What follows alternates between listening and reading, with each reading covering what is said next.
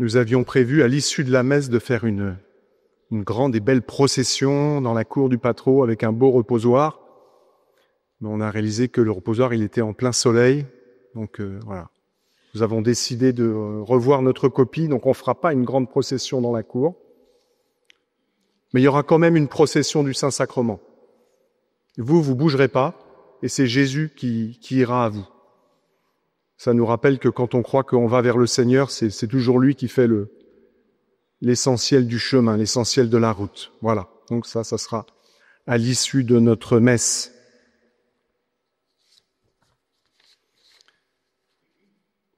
Contrairement à ce que vous pouvez peut-être penser,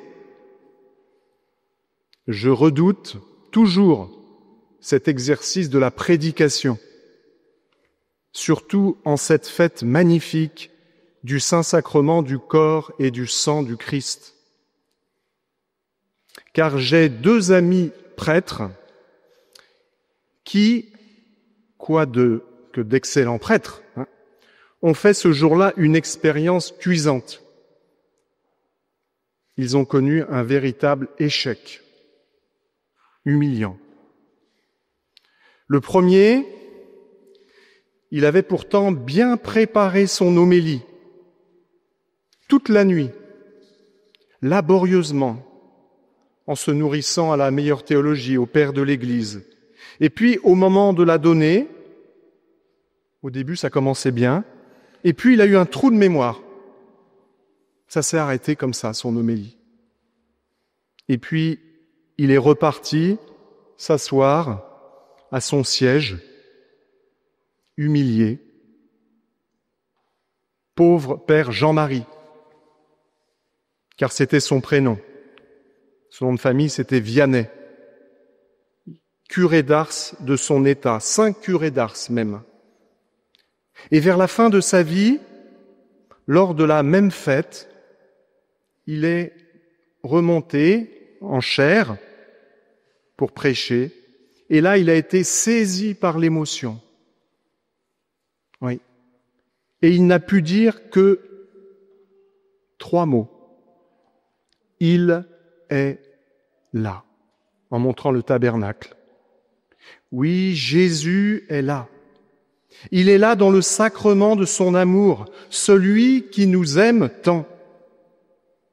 Et ces 3 mots qui ont touché les cœurs ont déclenché des conversions, des retours à Dieu.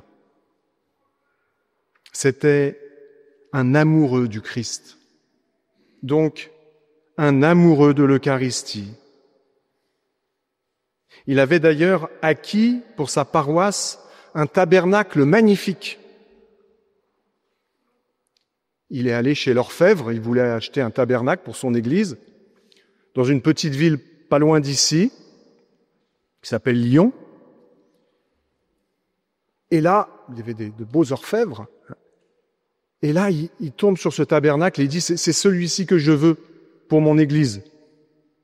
Et le marchand lui dit « Ah, ça va être compliqué, parce qu'il y a déjà une paroisse qui a mis une option. C'est la paroisse Saint-Sulpice à Paris, la plus grande paroisse. L'église même est plus grande que la cathédrale Notre-Dame de Paris. » Et le curé d'Ars a dit, sans être non plus borné, il a dit « Celui-là ira très bien dans mon église. » Et il a acquis ce tabernacle qui était initialement prévu pour Saint-Sulpice, mais le curé de Saint-Sulpice, il n'a pas été assez rapide. Voilà. Rien n'est trop beau pour Dieu. Et puis, mon deuxième ami prêtre, vous le connaissez aussi, c'est le Christ lui-même.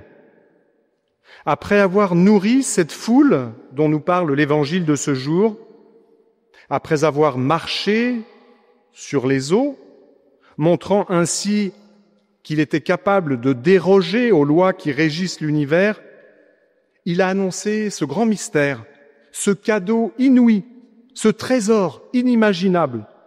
Je suis le pain vivant descendu du ciel.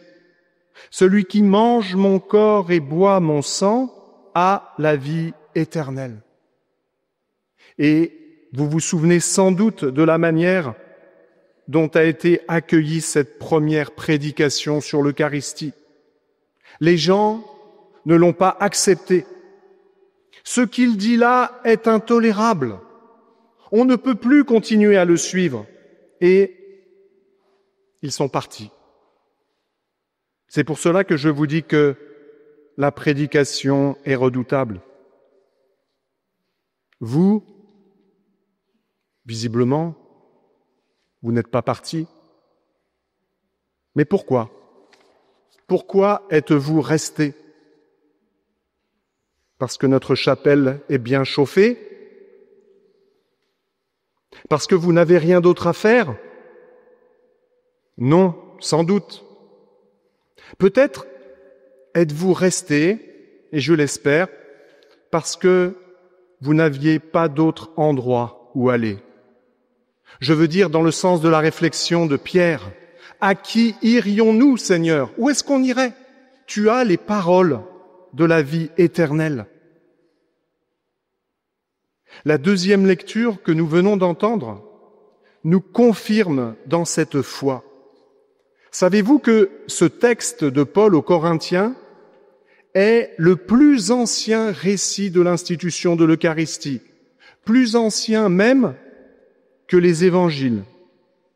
Ceci est mon corps livré pour vous. Cette coupe est la nouvelle alliance en mon sang. Faites cela en mémoire de moi. C'est bien pour cela que nous sommes ici ce matin, pour recevoir le corps et le sang du Christ, non pas un morceau du Christ, mais le Christ tout entier qui se donne, qui s'offre à chacun, chacune de nous. Le Christ mort et ressuscité pour nous. Voilà 20 siècles que l'Eucharistie est le trésor de l'Église. Et dans 20 siècles, il le sera toujours. Sommes-nous des chercheurs de trésors, frères et sœurs? Ou nous arrive-t-il d'être blasés, habitués à l'Eucharistie? Sans l'Eucharistie, nous ne pouvons pas vivre. Alors aujourd'hui, nous sommes heureux d'entourer Agathe et Augustin qui vont recevoir le Christ pour la première fois. Eh bien, faisons comme eux. Faisons nous aussi aujourd'hui avec eux notre première communion. Nous nous trouvons petits bien souvent. C'est dans l'Eucharistie que nous trouverons la vraie grandeur, celle de Dieu. Nous nous trouvons faibles. L'Eucharistie nous donne la force. Nous avons du mal à aimer. Allons à Jésus, Eucharistie, la source de l'amour. Comme notre monde irait mieux si Jésus avait plus de place. Et dans nos vies également. Que nos cœurs se réchauffent, s'embrasent même pour tant d'amour. Dieu ne sait pas quoi inventer pour nous combler. Notre Père le Prévost était lui aussi un amoureux de l'Eucharistie. Quand il a reçu l'autorisation pour la communauté d'abriter le tabernacle, d'abriter la présence réelle, il a été rempli de joie, il a débordé de joie. Alors, il a pleuré de joie. Alors, frères et sœurs, je vous souhaite de pleurer de joie et d'amour, en réalisant un peu plus à quel point nous sommes aimés de Dieu. Oui, goûtez et voyez comme est bon le Seigneur.